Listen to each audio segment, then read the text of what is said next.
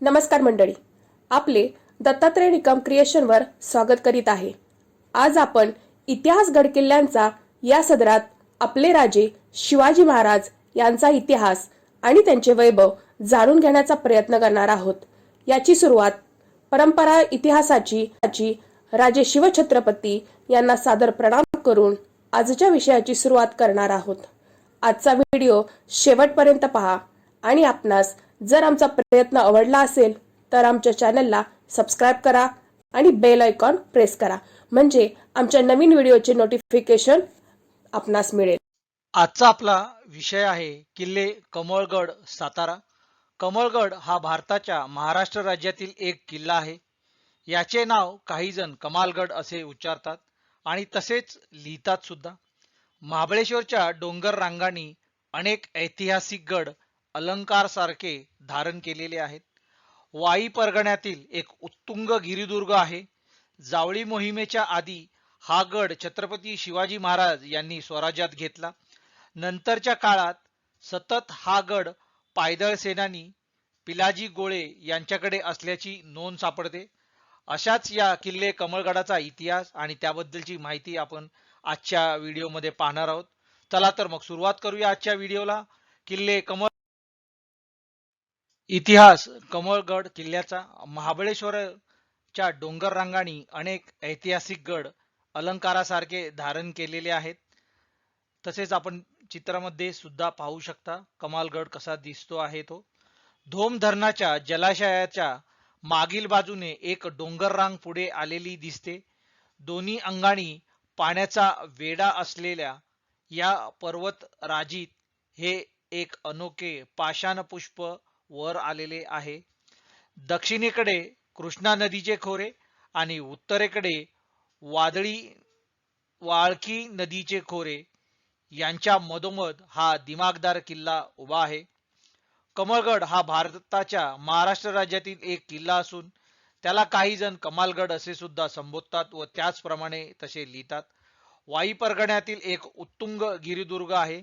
जावळी मोहिमेच्या आधी हा गड शिवाजी महाराज यांनी स्वराज्यात घेतला, परंतु नंतरच्या काळात सतत हा गड पायदळ सेनानी पिलाजी गोळे यांच्याकडे असल्याची आपणास इतिहासात नोंद सापडते. छत्रपती संभाजी महाराज, छत्रपती शाहू महाराज यांच्या काळात सुद्धा हा गड स्वराज्यात होता आणि किल्लेदार हे पिलाजी गोळे असल्याचे अनेक पुरावे आपणास सापडतात. पुढे जाता जाता आपण किल्ले कमळगड याचा नकाशा पाहणार आहोत. सौजन्य trekkshitiz.com. आपण पाहू शका जसे या नकाशामध्ये गोरक्षनाथाचे मंदिर, तसेच पाण्याचे टाके आणि धनगर वस्तीची ही अशी माहिती, गेरूची विहीर, जोता आणि असे बऱ्याच गोष्टी येथे दाखवलेल्या आहेत. आणि तसेच या नकाशामध्ये आजूबाजूचा परिसर म्हणजेच आकोशीकडे जाणारा, रोहिडे किल्ल्याकडे जाणारा, रायरेश्वर, तसेच वासोळेकडे जाण्यासाठी आणि वकुंभकडे जाण्यासाठी कमालमाची आणि पांडवगड ही अशी विविध प्रकारची नकाशात आजूबाजूला असणारे किल्ले दाखवलेले आहेत.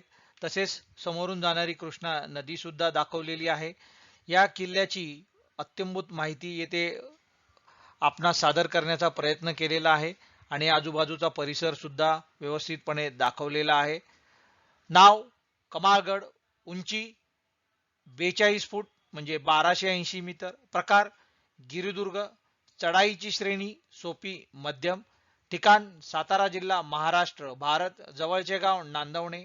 डोंगररांग महाबळेश्वर. सध्याची अवस्था व्यवस्थित. स्थापना कधी झाली याची निश्चित माहिती नसल्यामुळे आम्ही येथे ही माहिती दिलेली नाही.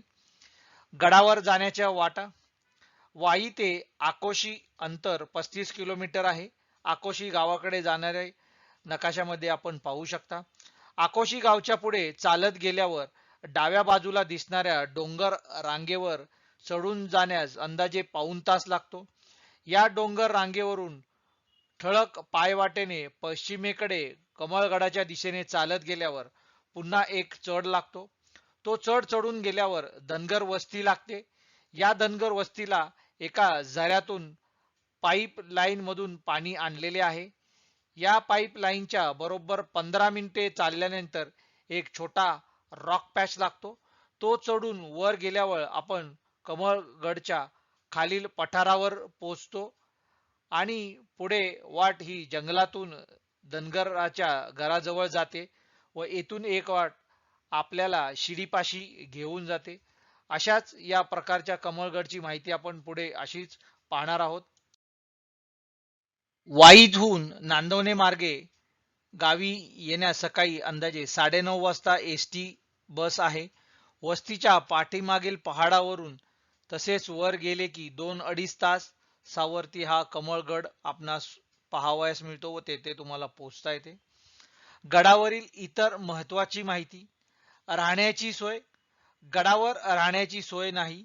माचीवरील गोरखनाथ मंदिरात 5 ते 6 जण राहू शकतात, परंतु येथे सुविद्य अशी राहण्याची व्यवस्था नाहीये. जेवणाची सोय. जेवणाची व्यवस्था आपण स्वतःच करावी. वर गडावर काही जेवणाचे साधन नाहीये. पाण्याची सोय.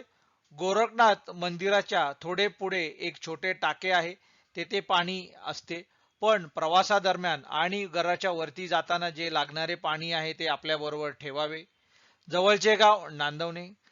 गडावर पाहण्यासारखी ठिकाणे. आकोशी गावातून 1.5 ते 1.25 तासाच्या चालीनंतर आपण गडावरील लोखंडी शिडीपाशी पोहोचतो. गडाला जोडून येणारी एक डोंगर रांग आपले लक्ष वेधून घेते. तिला नवरा नवरीचे डोंगर असे सुद्धा म्हणतात. पुढे जमीन खोल चिरत गेलेल्या अंदाजे 4050 फूट लांबीचे एक रुंद भुयार दिसते. त्याला आत उतरायला पायऱ्याही आहेत. हीच ती गेरूची किंवा कावेची विहीर आहे.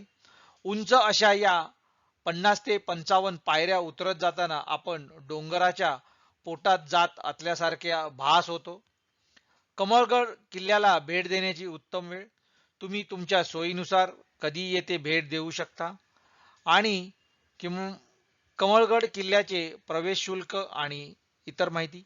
हा किल्ला आठवड्यातील सर्व दिवस म्हणजे सकाळी 6 ते संध्याकाळी 6 वाजेपर्यंत सर्वसामान्यांसाठी खुला असतो आणि हा महाराष्ट्र शासनाच्या अखत्यारीत हा किल्ला येतो.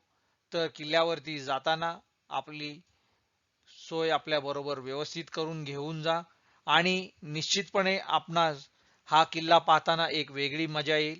आणि याबरोबरच आपण महाबळेश्वराच्या डोंगर रांगामध्ये वसलेले असे सातारा जिल्ह्यातील बरेच किल्ले आपण येथे पाहू शकता.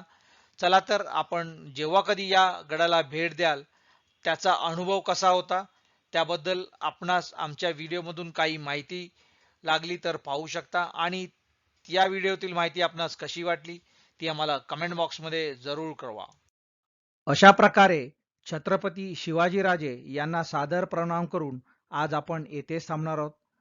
आणि आपण दत्तात्रय निकम क्रिएशन वरती जर का नवीन असाल तर आमच्या चॅनलला सबस्क्राईब करा आणि बेल आयकॉन प्रेस करा, म्हणजे आम्ही बनवलेले नवीन नवीन व्हिडिओ यांचे नोटिफिकेशन सर्वात अगोदर आपणास मिळेल. आणि पाहत राहा दत्तात्रय निकम क्रिएशन नवीन नवीन व्हिडिओसाठी आणि नवीन नवीन गोष्टीसाठी.